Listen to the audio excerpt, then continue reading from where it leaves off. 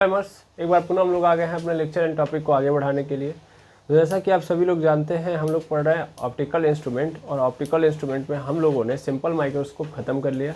आज हम देखेंगे कंपाउंड माइक्रोस्कोप के बारे में। तो चलिए देखते हैं और समझते हैं कंपाउंड माइक्रोस्कोप। तो कंपाउंड माइक्रोस्कोप में भी वही होगा जो सिंपल माइक्रोस्कोप में हुआ, बट थोड़ा सा ये क्या होगा, उससे भी ज़्यादा ऑथराइज्ड है। ऑथराइज्ड या सिंपल बोलूँ तो ये ज़्यादा ही हमको छोटी चीज़ों को बड़ा करके दिखा देता है, ठीक है ना। तो इसकी जो क्षमता है, इसकी जो पावर है, वो थोड़ी सी सिंपल माइक्रोस्कोप से तगड़ी है, ठीक है ना। इसमें सबसे इंपॉर्टेंट चीज़ कि सिंपल माइक्रोस्कोप में सिंगल लेंस लगता था, इसमें दो लेंस लगेंगे, ठीक है ना। एक लेंस का नाम आप लिखोगे ऑब्जेक्टिव लेंस, ठीक है ना, और दूसरा होगा आपका आईपीस लेंस या आई लेंस लिखो, ठीक है ना। आई पीस लेंस क्यों बोल रहा हूँ और आई लेंस क्यों बोल रहा हूँ, इसका कारण समझाता हूँ मैं आपको। आई पीस लेंस बोला आप, ठीक है ना। तो एक लेंस आपका ऑब्जेक्टिव और दूसरा आई पीस लेंस। ले देके कहने का मतलब ये है कि कंपाउंड माइक्रोस्कोप में दो लेंस लगेंगे। अच्छा, दोनों होंगे कौन से, तो दोनों ही कन्वर्जिंग वाले होंगे। कन्वर्जिंग लेंस है, कन्वर्जिंग यानी कॉन्वेक्स, ठीक है, ठीक।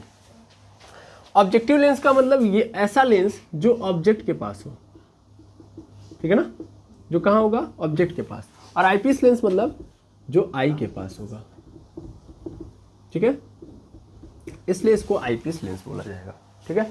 अच्छा, इन दोनों में डिफरेंस है, इन दोनों में क्या है, डिफरेंस है। डिफरेंस क्या है कि ऑब्जेक्टिव लेंस का जो फोकस होगा वो स्मॉल होगा, वो क्या होगा, स्मॉल, जबकि आईपीस का क्या होगा, लार्ज, ठीक है ना। ये समझना है, यहाँ पे जो फोकस होगा वो थोड़ा सा बड़ा होगा, यानी यहाँ पे बिग, बट यहाँ पे क्या होगा, स्मॉल। अब मैंने इतना नहीं कि बहुत ज़्यादा हो, मतलब ऐसा भी नहीं कि बहुत बड़ा होगा, मतलब नॉर्मली अपने हिसाब किताब से ये लार्ज होगा, ये कहने का मतलब है, यानी इसके रिस्पेक्ट में बड़ा होगा, ओके। अब होता क्या है इसमें, तो इसमें होता ये है कि ऑब्जेक्टिव लेंस किसी ऑब्जेक्ट की इमेज बनाता है, और वो कैसा बनाएगा, तो जैसा भी बनाएगा उसके बाद ये आईपीस लेंस उसको एक बार और रिक्रिएट करेगा। सिंपल माइक्रोस्कोप का अगर आप कॉन्सेप्ट समझे होंगे तो वहाँ पे आपको समझ में आया होगा कि सबसे पहले हमारे पास एक ऑब्जेक्ट होता है ना। उस ऑब्जेक्ट को ऑप्टिकल इंस्ट्रूमेंट के पास रखा जाता है। तो ऑप्टिकल इंस्ट्रूमेंट से जो ऑब्जेक्ट की इमेज बनती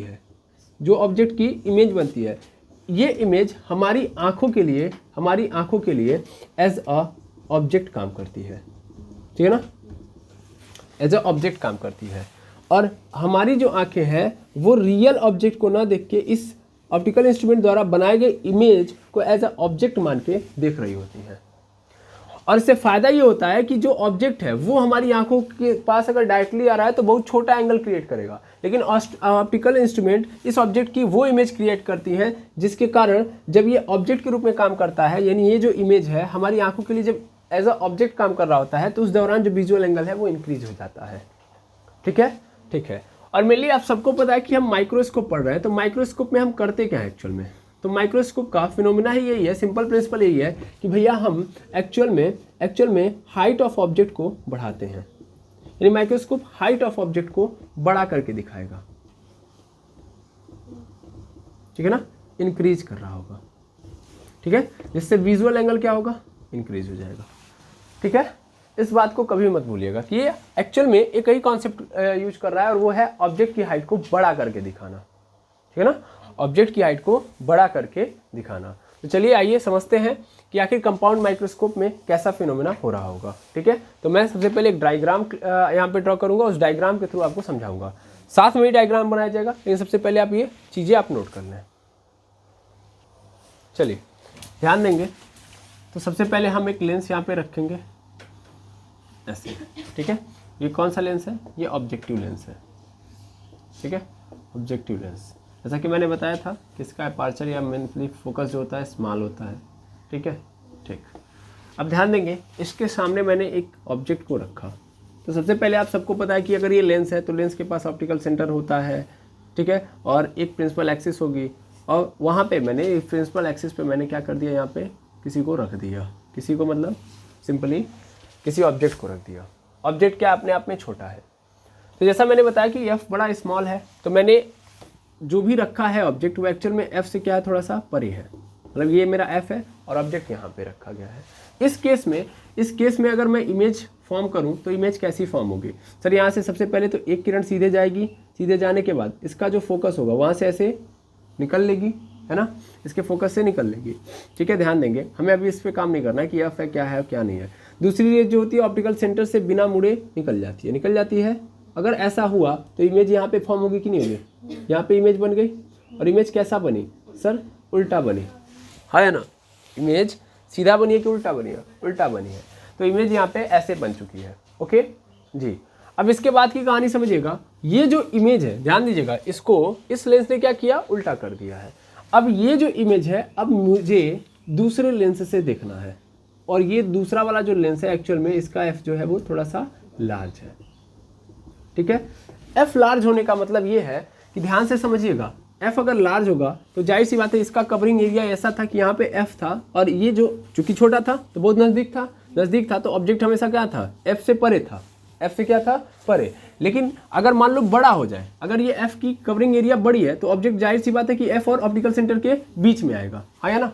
एफ की लेंथ अगर ज़्यादा बड़ी है तो उस केस में क्या होगा? उस केस में जो भी ऑब्जेक्ट होगा वो क्या होगा? वो इस एफ और ऑप्टिकल सेंटर के बीच में होगा। ये कहने का मतलब है ना। बड़ा करोगे तो यही फायदा है। अगर जिसका एफ बड़ा तो इस केस में हमेशा जो आप ऑब्जेक्ट रखोगे वो कहाँ पे लाई करेगा? एफ और ओ के बीच में। जब मैंने बोला छोटा तो छोटे का मतलब ये पकड़ लेना है कि हमेशा ऑब्जेक्ट को कहाँ रखना है सर? एफ से परे। यानी यहाँ पे अगर एफ है तो एफ से परे होगा, यानी एफ से बाहर होगा। ठीक है ना, क्लियर है? हाँ बिल्कुल। तो इसका मतलब मैं मान लेता हूँ कि ये जो लेंस जो कि आई लेंस है या आई पीस लेंस बोल रहे हो, जिसको बोल रहा हूँ मैं, बोल रहा हूँ बिल्कुल। तो आई पीस जो लेंस है मेनली ये जो इमेज बनाएगा वो कैसा बनाएगा? क्योंकि हमारे पास जो ऑब्जेक्ट है, बताइए ऑब्जेक्ट कहाँ है सर? एफ और ओ के बीच में, है ना। एफ और ओ के बीच में है, तो एफ और ओ के बीच में यदि है तो इस केस में जो इसकी इमेज बनेगी वो कैसी बनेगी सर? सबसे पहले तो यहाँ से आप क्या करिए, एक लाइन पहले निकालिए, है ना। पहले एक सीधा लेके जाइए, तो सीधा मतलब एक ऐसे जाएगा और जाने के बाद ऐसे मुड़ जाएगा और एक जो होगा ऑप्टिकल सेंटर से जाएगा, है ना, और ऐसे निकल जाएगा। तो मेनली आप ध्यान से देखेंगे तो ये दोनों रेस कैसी निकल रही हैं? डाइवर्जिंग वाली है कि नहीं है? यानी ये डाइवर्जिंग तरीके से निकल रही हैं, डाइवर्ट होते हुए। तो डाइवर्जिंग नेचर की रेज निकली हैं। क्या ये कभी कहीं पे मिलेंगी? नहीं। पैरेलल होती तो मैं बोल देता कि इन्फिनिटी पे मिलेंगी, लेकिन ये क्या है? डाइवर्जिंग रेज है, ये कहीं पे नहीं मिलेंगी। तो हम क्या करेंगे? हम इन्हें पीछे लेके आएंगे, है ना, और पीछे लाके कहीं पे मिलाएंगे, है कि नहीं है? ये कहीं यहाँ पे आके मिल गए। ओके, ऐसे मैंने मान लिया, एज्यूम कर लिया। तो यहाँ पे जो इमेज बनी है वो ऐसे ही तो बनेगी, है ना। सबसे पहले तो कैसे बनेगी? ये वर्चुअल होगी, है ना। कैसी होगी? वर्चुअल होगी। और कैसी होगी? जैसे ये है वैसे ही बनी है भाई। इसके लिए ऑब्जेक्ट तो ये था ना, तो इस हिसाब से ये बनी है। दैट मीन्स इसके लिए ये इरेक्टेड है। अगर आप देखोगे तो इसके रिस्पेक्ट में इरेक्टेड है, लेकिन ऑब्जेक्ट जो मेरा था, मेन जो ऑब्जेक्ट था, उसके रिस्पेक्ट में क्या है? ये इन्वर्टेड है। ठीक है ना, यानी उल्टी है कि नहीं है? ऑब्जेक्ट के रिस्पेक्ट में उल्टा है, जबकि जो आपने इस लेंस को दिया था उसके रिस्पेक्ट में सीधा है। ठीक है ना। अब इसमें कोई दुविधा नहीं, ये जो मैंने किया है इसमें कोई समस्या होनी नहीं चाहिए। ये छोटा सा कॉन्सेप्ट है, बस एक पॉइंट पकड़ लिए होंगे तो काम चल जाएगा। छोटा था एफ, तो उस केस में जो आपने ऑब्जेक्ट रखा था वो कहाँ था? बाहर था। एफ से क्या था? परे था, है ना। लेकिन जब आपने बड़ा ले लिया तो हम 100 नहीं 200% कन्फर्म है कि ये जो एफ होगा वो कहाँ जाएगा? वो जो एफ होगा वो इस ऑब्जेक्ट से बाहर रहेगा। दैट मीन्स ऑब्जेक्ट हमेशा एफ और ओ के बीच में रहेगा। और कभी भी अगर उत्तल लेंस है तो उत्तल लेंस में अगर ऑब्जेक्ट को आप कहाँ रख रहे हो? ऑब्जेक्ट को आप एफ और ओ के बीच में रख रहे हो, तो उसकी जो इमेज बनेगी वो हमेशा उसी प्लेन में, मतलब जहाँ पे, मतलब जिस साइड ऑब्जेक्ट है उसी साइड बनेगी, और सीधा बनेगी और ऑब्जेक्ट से बड़ी बनेगी। ठीक है ना। अगर मैं चाहूँ तो मैं इसको ऐसे लाइनिंग से ना दिखा के मैं डॉटेड दिखाऊंगा। इसके पीछे का रीज़न क्या है? कि वर्चुअल है। ठीक है, ठीक। अब यहाँ तक में कोई दुविधा नहीं होनी चाहिए। दुविधा नहीं है तो थोड़ा सा ध्यान से समझेंगे और कहानी को आगे बढ़ाएंगे। अब आप पकड़िएगा, ये जो आप देख पा रहे हो ये एक्चुअल में क्या कर रही है? ये हमारी इमेज है और इमेज हमारी लेंस पे क्या कर रही है? एंगल फॉर्म कर रही है। अब ये क्यों देख रहा हूँ? क्योंकि जाहिर सी बात है कि मैं हमेशा क्या करता हूँ? मैग्नीफिकेशन पावर निकालता हूँ, है ना, यानी मैग्नीफाइंग पावर। अब मैग्नीफाइंग पावर का जो फॉर्मूला होता है वो क्या होता है सर? वो होता है theta upon theta naught. What is the theta? Theta जो होता है वो इमेज के द्वारा जो एंगल बनाया जाता है वो, और थीटा नॉट जो होता है ऑब्जेक्ट के द्वारा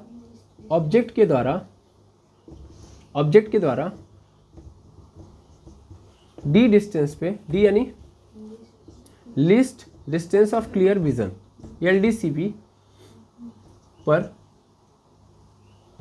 ऑब्जेक्ट के द्वारा LDCP पर रहते हुए आंखों पर बनाया गया एंगल, आंखों पर बनाया गया कोण। ठीक है ना? थीटा नॉट यही होता है। और ये क्या है? ये एंगल है, angle found by image at lens. ठीक है? ये बात कभी नहीं भूलनी है। मैग्नीफिकेशन का ये फॉर्मूला होता है। एक बार और मैं यहाँ पे भी क्लियर कर देता हूँ कि थीटा यहाँ पे जो लोगे, थीटा क्या होगा यहाँ पे स्पष्ट लिख देता हूँ कि angle found by image at lens. ठीक है? ठीक। और दूसरा थीटा नॉट है। थीटा नॉट मतलब एंगल, यहाँ पे देखिए एंगल फाउंड बाय लिखने से बढ़िया कि आप विजुअल एंगल लिख दीजिए। ठीक है ना? Visual angle. तो विजुअल एंगल यहाँ पे आप लिख दो विजुअल एंगल, एक सिंपल काम, visual angle of object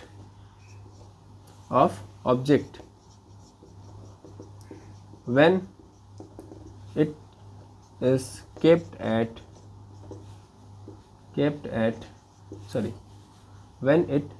at D. D is the least distance of clear vision. ठीक है? ठीक।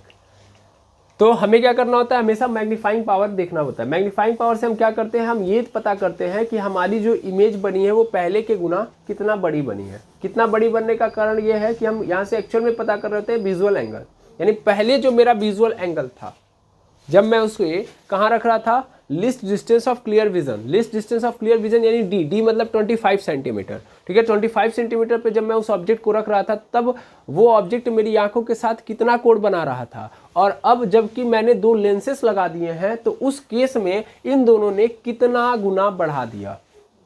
ठीक है ना? तो कितना इंक्रीज कर दिया गया है विजुअल एंगल को, हम यहाँ से कंपेरिजन के थ्रू प्राप्त करेंगे। ठीक है ना? यही कंपेयर हम कर रहे होते हैं। ओके, तो अब कंपेयर करने के लिए मुझे क्या चाहिए? थीटा और थीटा नॉट। जैसा मैंने बता दिया कि थीटा क्या है? थीटा है सर इमेज के द्वारा उस लेंस के साथ बना हुआ कोण, है ना? तो कौन सी इमेज फॉर्म हुई है? मतलब फाइनल इमेज यही तो है मेरी, ये मेरी इमेज नहीं है, ये वाली जो इमेज इसके साथ है। अच्छा ये बताओ मेरी आंखें कहाँ होंगी? मेरी आंखें यहाँ पे ही होंगी, मेरी आंखें यहाँ से देख रही होंगी, है ना? यहाँ पे आंखें हैं। जब डाइवर्जिंग रेज, यहाँ पे एक काम करो नीचे लिख दो इसको, डाइवर्जिंग रेज है। ठीक है? ये डाइवर्जिंग रेज है और आंखें यहाँ पे है कहीं, है ना? तो मेरी जो आंखें हैं वो कहाँ से देखेंगी? कौन सी इमेज को देख रही होंगी? यही वाली ना, है ना? और हम भी फाइनल इमेज इसी को तो मान रहे होंगे। तो ये फाइनल इमेज मेरे लेंस के साथ कितना कोण बना रही है उसी को हम क्या बोलते हैं? थीटा। और थीटा नॉट का मतलब क्या होता है? थीटा नॉट का मतलब ये होता है कि अगर यही ऑब्जेक्ट था तो इस ऑब्जेक्ट को मैं 25 सेंटीमीटर पे रख रहा हूं, तब ये 25 सेंटीमीटर पे रखा हुआ ऑब्जेक्ट यानी ये जो ऑब्जेक्ट है तब मेरी आंखों के साथ कितना कोण बना रहा है। तो मुझे दो कोण पता करना है। ठीक है? पता किया जाए? बिल्कुल, ध्यान से समझिएगा। ध्यान से मैं अगर आपको समझाऊं, ये बात तो आपको समझ में आ गई होगी कि वर्चुअल है एंड इरेक्टेड है। ठीक है? चलिए अब ध्यान से देखिएगा। तो ये मेरा इमेज है और ये इमेज की थोड़ी सी कहानी को समझिएगा। अब मैं थोड़ा सा इसको मोटा कर रहा हूँ रीजन बिहाइंड इट, ताकि आपको एंगल समझा पाऊँ। तो ये एंगल बनाएगा यहाँ पे, इसको मैं क्या नाम दूंगा? थीटा। इसको मैं क्या नाम दूंगा? थीटा, है ना? ऐसा कुछ बनेगा, यहाँ पे थीटा बन जाएगा। ओके, अगर मैं इस थीटा की वैल्यू निकालूं तो थोड़ा ध्यान से समझना, क्या क्या समझना है आपको, पकड़िएगा। यहाँ पे मुझे थीटा की वैल्यू निकालनी है तो उसके पहले मुझे सभी जो इमेजेस हैं, ऑब्जेक्ट है, उन सब की डिस्टेंस, हाइट, ये सब क्लियर करनी पड़ेगी, है ना? अगर मैं वो क्लियर नहीं करूँगा तो फिर दिक्कत हो जाएगी। देखिएगा ध्यान से, ये थीटा एक्चुअल में किसके लिए है? इस वाले के लिए है। ठीक है? तो जैसा कि आप देख पा रहे हो कि यहाँ पे क्या है? ए बी है। मान लेता हूँ कि ऑब्जेक्ट क्या है अपना? ए बी है। तो ये ऑब्जेक्ट की इमेज बनी है ना? तो ये क्या होगा? बी डैश ए डैश हो जाएगा। और यहाँ पे फिर उसी की इमेज बनी है। तो इसको मैं क्या नाम दे दूंगा, इसको अभी भी क्या है, ये ए डैश है तो ये डबल डैश है ना, और इसको क्या दे दो, बी डबल डैश दे दिया, बी डबल डैश हो गया, ए बी का ए डैश बी डैश और फिर A double dash B double dash. Okay okay, ध्यान से देखिएगा। तो और कहानियां हैं, जैसे कि आप जानते हो कि यहाँ से लेके यहाँ तक की कहानी को थोड़ा सा मैं समराइज करता हूँ। ये क्या बना है, ये आपका बना है इमेज, बना है या ना, ये इमेज बना है, बड़े अच्छे से देखिएगा, ये इमेज बना है, ये इमेज बना है। तो इमेज की डिस्टेंस को हम किससे रिप्रेजेंट करते हैं, वी से। किससे रिप्रेजेंट करते हैं, वी से। और ये स्पेशली मेरा वी आई कहलाएगा, है ना, image of distance of image. Okay अच्छा, इसके साथ साथ और देखो, इसके साथ साथ और देखो, ये देखो, इसका तो मुझे लेना देना नहीं है फिलहाल में, इससे मेरा अभी कोई लेना देना नहीं है। रीजन बिहाइंड इट, क्योंकि इसका पैरामीटर मुझे यूज करना ही नहीं है ना, इसका पैरामीटर मतलब यहाँ पे जो है उससे कोई मतलब नहीं है। ये क्या है, व्हाट इज इट सर, ये है ऑब्जेक्ट। तो इसको हम किससे रिप्रेजेंट कर सकते हैं, यू ओ से, ठीक है ना, सीधा सीधा इसको ही लेके चलेंगे, मुझे ज़्यादा तामझाम यहाँ पे करना ही नहीं है, ठीक है। तो ऑप्टिकल सेंटर से इसकी जो डिस्टेंस आई है वो यू नॉट आई है, ठीक है। और यहाँ से लेके यहाँ तक क्या है आपका फोकस है, यहाँ से लेके यहाँ तक आपका क्या है, फोकस है। किसका फोकस है, ये ऑब्जेक्टिव लेंस का फोकस जो होता है उसको एफ ओ से दिखाना, और ये आई पीस का है तो इसको एफ ई से दिखाओ, ठीक है ना। तो ये एफ ई है, बताइए कोई दुविधा नहीं, ठीक है। अब मैं अगर नामकरण करना चाहूँ, दैट मीन्स यहाँ से अगर हम चीज़ों को मतलब यहाँ पे रखना चाहें तो क्या रख सकते हैं, बिल्कुल। अब मुझे थीटा निकालना है, तो थीटा इज इक्वल टू क्या, मतलब tan थीटा लिख सकता हूँ। tan theta is equal to क्या होता है, परपेंडिकुलर अपॉन बेस। परपेंडिकुलर क्या है sir, A dash B dash, है ना। ये थीटा के सामने यही तो इमेज है, इमेज क्या होगा, A double dash B double dash, ये आएगा। अच्छा, फिर बी मतलब बेस क्या है अपना सर, वी आई है, हाँ या ना, वी आई हो जाएगा, कोई दुविधा नहीं। अच्छा, थोड़ा ध्यान से और सुनना, क्या सुनना कि मेनली हम अगर पकड़े इस चीज़ को, हाँ यहाँ पे तो वी आई लूँगा मैं, क्योंकि क्या बोलते हैं, यहाँ से लेके यहाँ तक जो डिस्टेंस है वो वी आई है ना, इमेज की जो डिस्टेंस है वही तो वी आई है, वही तो मेरा बेस बना है। अब देखिएगा A double dash B double dash है, तो मैं इसको क्या बोल सकता हूँ, हाइट ऑफ इमेज, है ना, तो एच आई लिख सकता हूँ, बिल्कुल। तो यहाँ पे मैं सीधा सीधा एच आई लिख देता हूँ, H I upon V I. That means tan theta is equal to, हमारे पास जो फाइनल आया वो आया H I upon V I, ठीक है। इसको सही तरीके से लिख दो, इसको कैपिटल एच आई यहाँ पे लिखो, यहाँ पे वी आई लिखो, ठीक है। अब जैसा कि जानते हो कि ये जो लेंस होगा इतना बड़ा तो होगा नहीं, छोटा ही होगा। देखो एफ बड़ा और छोटा होने से फर्क नहीं पड़ता, एफ का मतलब वो आप जब ऑब्जेक्ट को रखोगे तो उस समय वो फर्क डालेगा, लेकिन ले दे के तो इसकी साइज छोटी ही होगी ना, तो साइज छोटी होने का मतलब, और एफ के बड़े होने से आपको रिलेशन नहीं निकालना है, ठीक है ना। साइज छोटा होगा उसका एफ बड़ा हो सकता है, ठीक है ना, वो अलग बात है। तो मेरी साइज छोटी होगी, साइज छोटी होगी तो एंगल भी जो क्रिएट किया जाएगा अपने आप में क्या होगा, छोटा ही होगा। तो ले दे के हम बोल सकते हैं कि अगर थीटा टेंस टू जीरो, तो उस केस में tan theta is approximate theta, है ना। ये जो वैल्यू आपको मिली है एक्चुअल में किसकी वैल्यू हो गई, theta is equal to H I upon V I, मिल गया, थीटा की वैल्यू मिल गई। अब हमको क्या चाहिए, थीटा नॉट। अब थीटा नॉट का मतलब क्या है कि जब मैं ऑब्जेक्ट को लिस्ट डिस्टेंस पे रख रहा हूं तब वो मेरी आंखों के साथ कितना एंगल क्रिएट कर रहा है, ठीक है। तो सिंपल माइक्रोस्कोप के केस में आपने क्या देखा था कि जब मैं अलग से लेके आऊँ, देखिए मैं अगर इस चीज को अलग लेके आऊँ, मतलब यही है मेरा ऑब्जेक्ट, इसको मैं लिस्ट डिस्टेंस पे रखूंगा, तो लिस्ट डिस्टेंस पे रख के मैं देख रहा हूँगा, है कि नहीं है। तो लिस्ट डिस्टेंस पे जब मैं रख के देख रहा हूँगा तो उस केस में जो एंगल बनाएगा वही मेरा थीटा नॉट है। तो जब आप उसको रखोगे तो मान लो ये मेरा ऑब्जेक्ट है, यहाँ पे मेरी आंखें हैं, यहाँ से मैं कितनी दूरी पे रख दूँ, तो हम लोग अप्रॉक्सीमेट वही डिस्टेंस लेते हैं जहाँ पे इमेज बनी है। सिंपल माइक्रोस्कोप में हम लोगों ने देखा था कि मान लो ये मेरी आंखें हैं, ये मेरा ऑब्जेक्ट है, तो इस ऑब्जेक्ट को मैं यहाँ पे ला के रखूँ, बिल्कुल यहाँ पे मैं ला के रख देता हूँ। क्यों यहाँ पे रखा, क्योंकि मैं ऐसे मान लेता हूँ कि ये मेरी आंखें हैं और ये लेंस के पास है।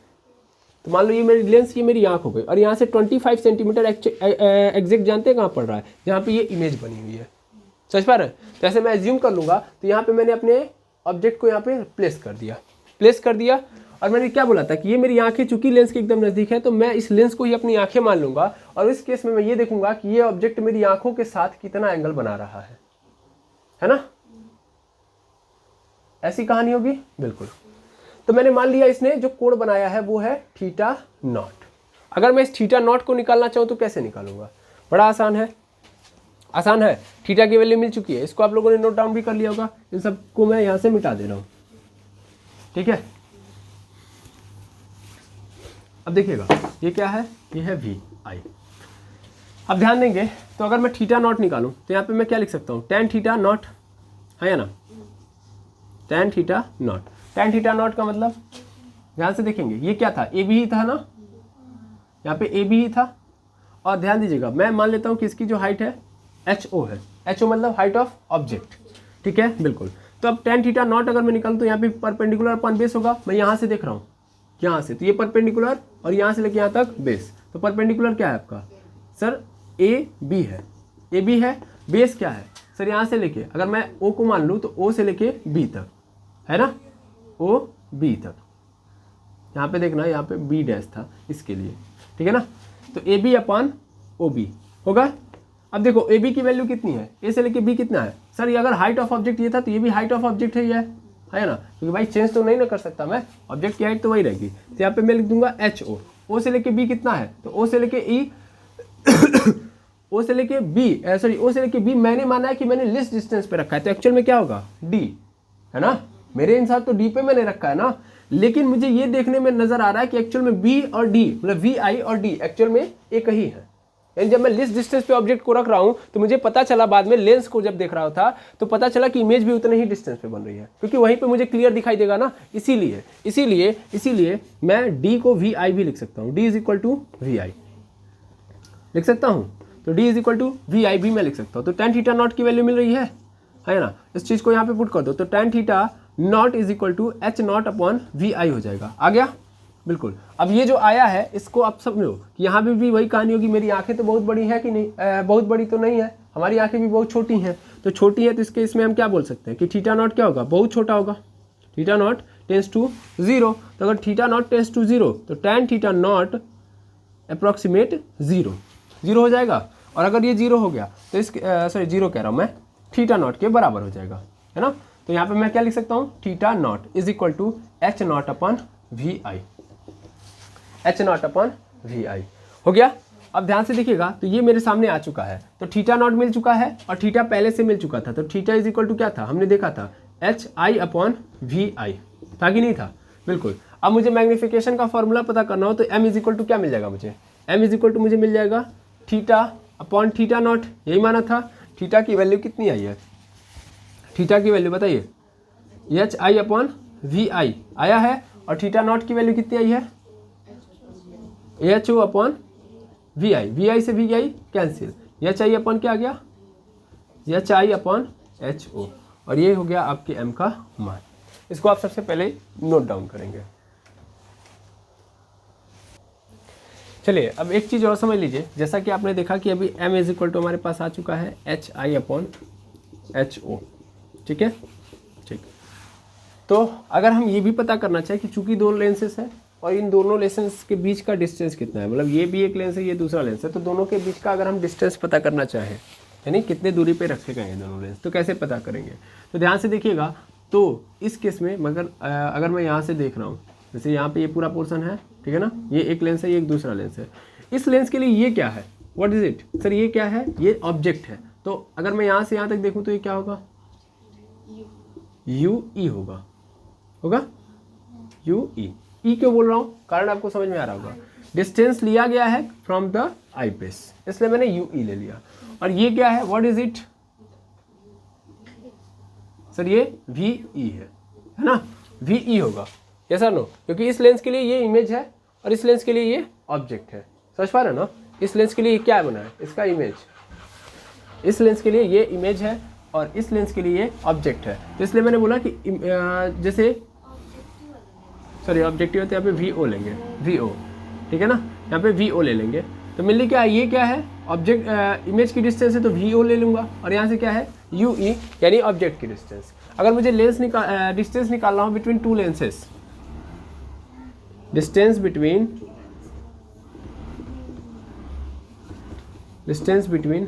बोथ लेंसेस, ठीक है ना, बोथ लेंस, वो कितना होगा, तो sir U E plus V O, यानी V O plus U E हो गया।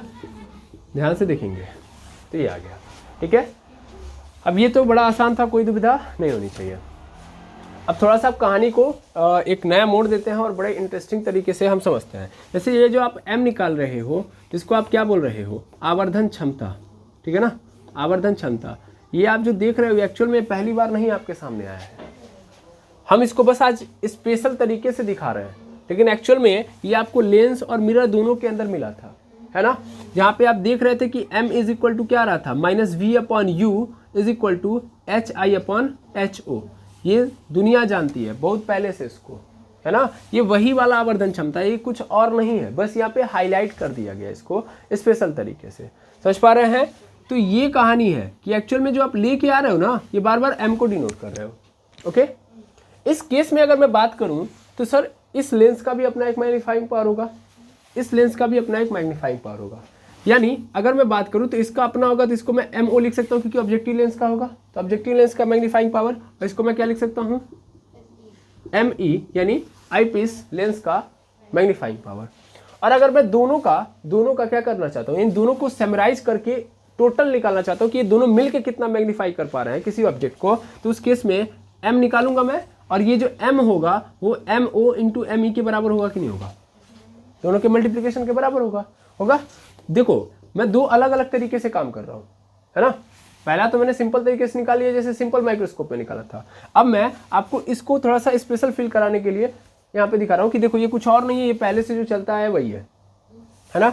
अब अगर मैं MO की बात करूँ तो what is the meaning of MO, तो MO का मतलब ये होता है सर कि magnification power of objective lens, ठीक है ना।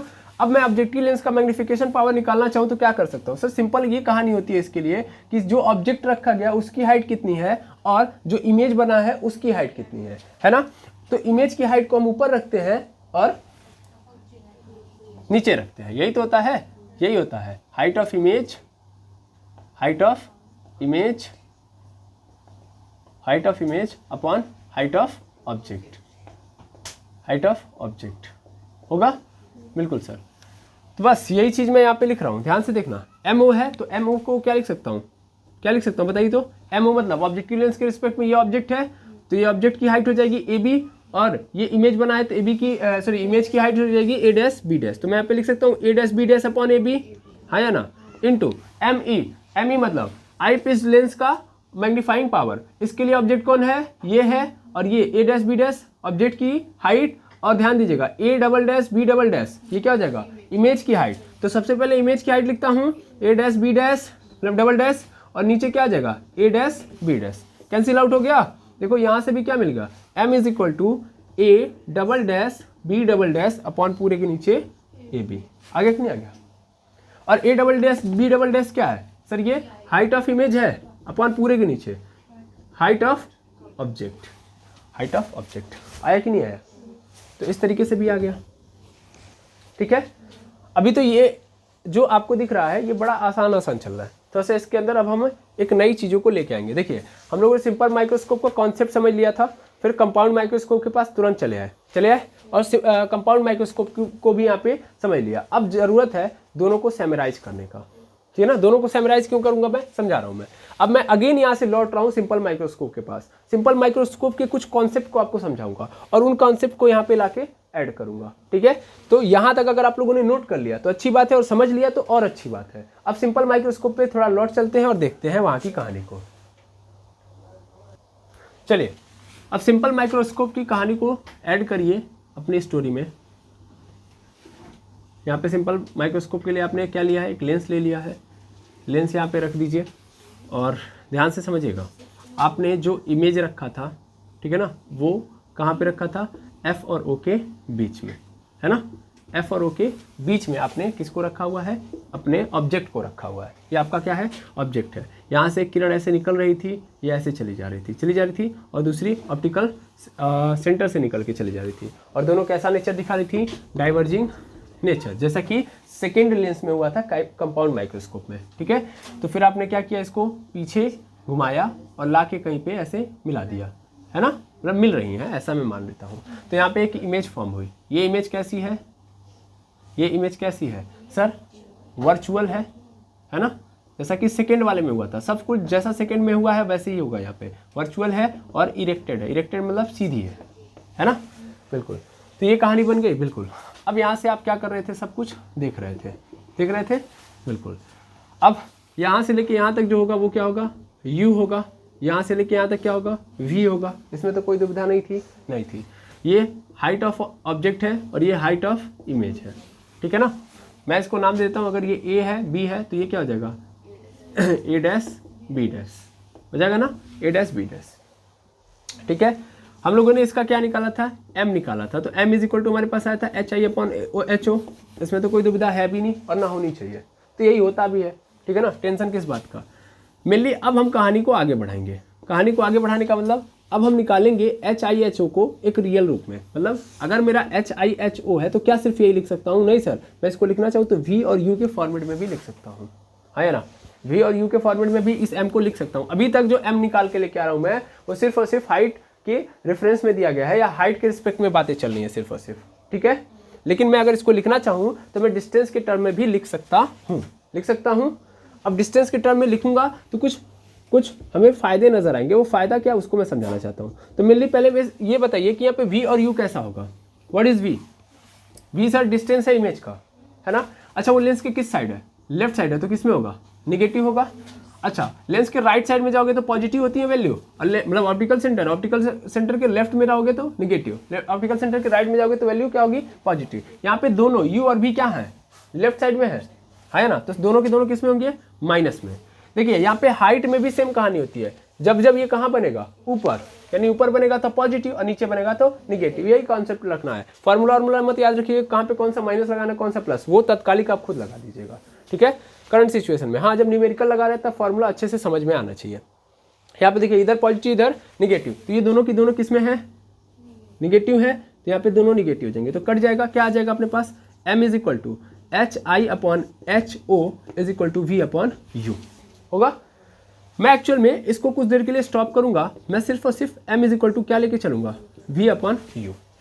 अब थोड़ा V की बात की जाए तो what is V? Sir V is nothing but it is a distance of image. और ध्यान दीजिएगा, तो सिंपल माइक्रोस्कोप के केस में मैंने इस V को क्या मान लिया था, लीस्ट डिस्टेंस के बराबर मान लिया था। जैसे सेकेंड लेंस के साथ मैंने किया है, तो V के जगह पे क्या रखूंगा, मैं D रखूंगा। तो M इज इक्वल टू मेरे पास आ जाएगा D अपॉन U। बताइए, इसमें कोई दुविधा नहीं, ठीक है। अब आप ध्यान से सुनिएगा। तो हम जैसा कि जानते हैं कि अगर मैं इमेज को क्लैरिफिकेशन के साथ देखना चाहता हूं, यानी मैक्सिमम मैग्निफिकेशन अगर मैं चाहता हूं, what is the means of maximum magnification? Maximum magnification का मतलब यह है कि मैं इमेज को सबसे साफ और सबसे बेहतर तरीके से देखना चाहता हूं। ये कहने का मतलब है, मतलब बहुत बड़ी इमेज और सबसे साफ सुथरी इमेज मैं देखना चाहता हूं, तो वो कहाँ पे मुझे मिलता है, सर लीस्ट डिस्टेंस पे, है ना। वो मुझे कहाँ मिलता है, लीस्ट डिस्टेंस पे। यानी लीस्ट डिस्टेंस पे यदि मैं रखूंगा तो मुझे इमेज हमेशा क्लियर दिखाई देगी, यानी जो ऑब्जेक्ट की इमेज बनेगी वो हमेशा क्लियर होगी और मैग्निफिकेशन वहाँ पे तगड़ा होगा, है ना।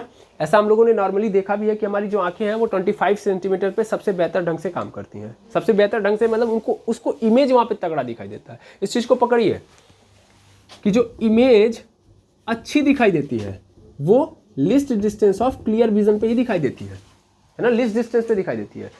लेकिन एक चीज़ और समझा दूं मैं कि उस केस में ऐसा नहीं है कि हम बहुत देर तक देख सकते हैं। इसको पकड़ना पड़ेगा, इसको पकड़िए थोड़ी देर के लिए। आप समझिए कि लिस्ट डिस्टेंस पे आप किसी ऑब्जेक्ट को रख रहे हो और आप सोचो कि बहुत अच्छे से आप कई घंटों तक देख लो, तो ये भी पॉसिबल नहीं है। सही है, दिखाई देगा, लेकिन ये नज़दीक है आपके, है ना।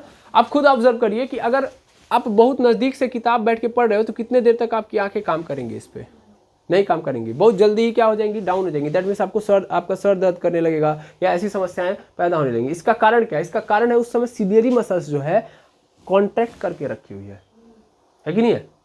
क्या कर रही है? वो बांध के रखी है। सिलियरी मसल्स यहाँ पे रिलैक्स नहीं है, एक्चुअल में वो फोर्स लगा रही है लेंस के ऊपर ताकि आपको साफ साफ दिखाई दे, और वहीं पे आपको सबसे बेहतर ढंग से दिखाई देगा। वो एक ऐसा क्राइटेरिया जहाँ पे आप रखोगे अगर किसी भी इमेज को, सॉरी किसी भी ऑब्जेक्ट को, तो वहाँ पे आंखों की जो पावर होती है, मतलब साफ साफ काम करती है, पावर कह रहा हूँ मैं, जो आंखों की लेंस होती है वो सही सही काम करती है, तो साफ साफ आपको दिखाई देगा। उसके इधर उधर करोगे तो क्या होगा, उसके इधर उधर करोगे तो साफ नहीं दिखाई देगा। तो देखो, साफ देखने के लिए हमको यहाँ पे रखना पड़ेगा, लेकिन मैं अगेन बता रहा हूँ कि यहाँ पे रखने से ऐसा नहीं कि हमारी सिलेरी मसल्स काम नहीं कर रही, उस कंडीशन में सिलेरी मसल्स के ऊपर प्रेशर है, समझ पा रहे ना। तो सिलेरी मसल्स के ऊपर तनाव है, तो आप बहुत देर तक वहाँ भी देख नहीं सकते, भले साफ साफ दिखाई दे रही है। तो सर ऐसा क्या करें कि जिससे हमारी सिलेरी मसल्स को कोई दिक्कत ना हो। तो उस केस में जब आप रिलैक्स की कहानी देखते हो तो रिलैक्स्ड आई बोलते हैं उसको।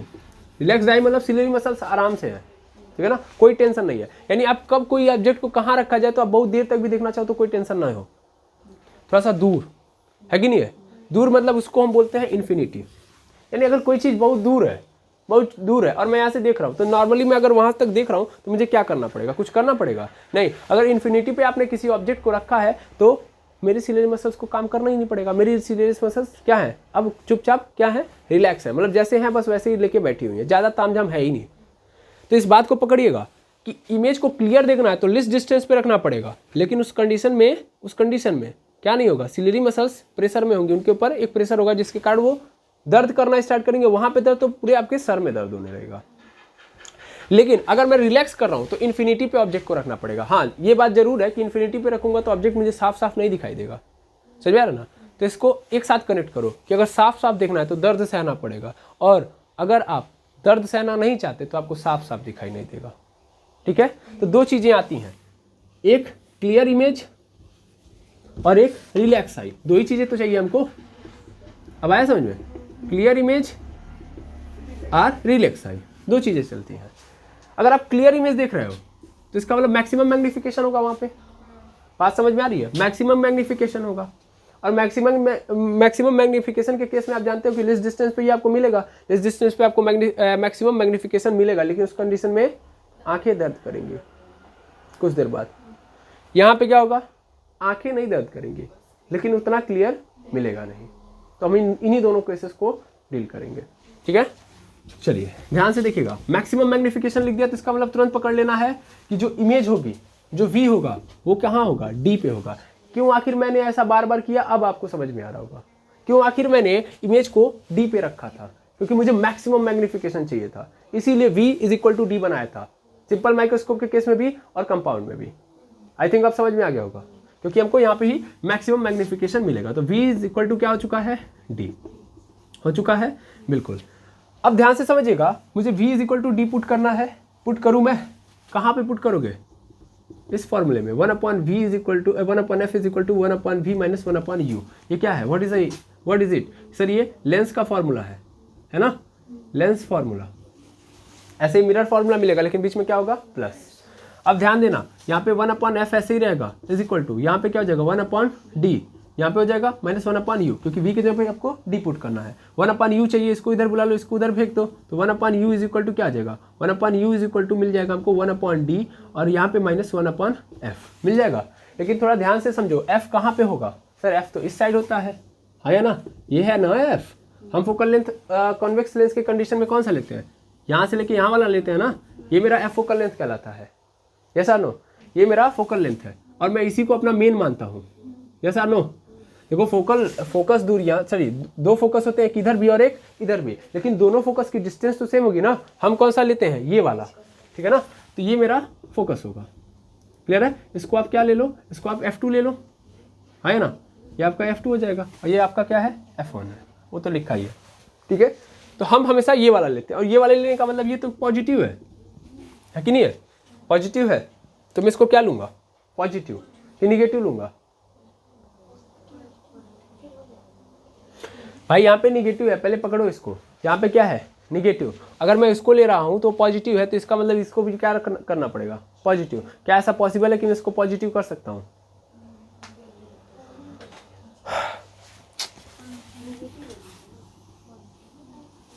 ऐसे समझा रहा हूँ मैं। एक काम करिए, आप एक सिंपल काम करिए, आपने जो लिखा है वो गलत है, नहीं वो सही है, इसमें कोई दुविधा नहीं है। मेरा f पॉजिटिव है तो पॉजिटिव तो लूंगा, लेकिन बाकी चीजें तो निगेटिव है ना। जैसे v माइनस में है ना, v माइनस में था तो भाई d भी क्या होगा, माइनस में होगा। इस चीज को पकड़ पा रहे हो ना, यही चीज यहाँ पे पुट करो तो d वो होगा। तो मेनली अगर हम इसको लेके चलेंगे, हम ऐसा नहीं कि इसको चले जाएंगे इसको पॉजिटिव करने, नहीं, हम इस पे काम करेंगे। जो मेरे पास है, जो मैं रख रहा हूँ उसको तो मैं निगेटिव रखूंगा, तो ये निगेटिव है मेरा, ये निगेटिव है मेरा, तो क्या कर सकता हूँ मैं, इसी को उठा के इधर फेंक दूंगा, हाँ या ना, यस और नो। एक काम करो, इसको इधर फेंक दो तो क्या मिल जाएगा आपको, 1/u is equal to minus 1/d minus 1/f मिल जाएगा, is equal to 1/u is equal to minus 1/d plus 1/f मिल जाएगा। ये आपके सामने आ चुका है, ये 1/u। अब इस 1/u को हम कहाँ पुट कर देंगे, यहाँ पे, ठीक है।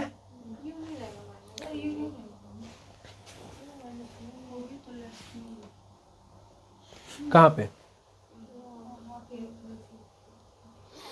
u माइनस में नहीं रहेगा, ये कहना।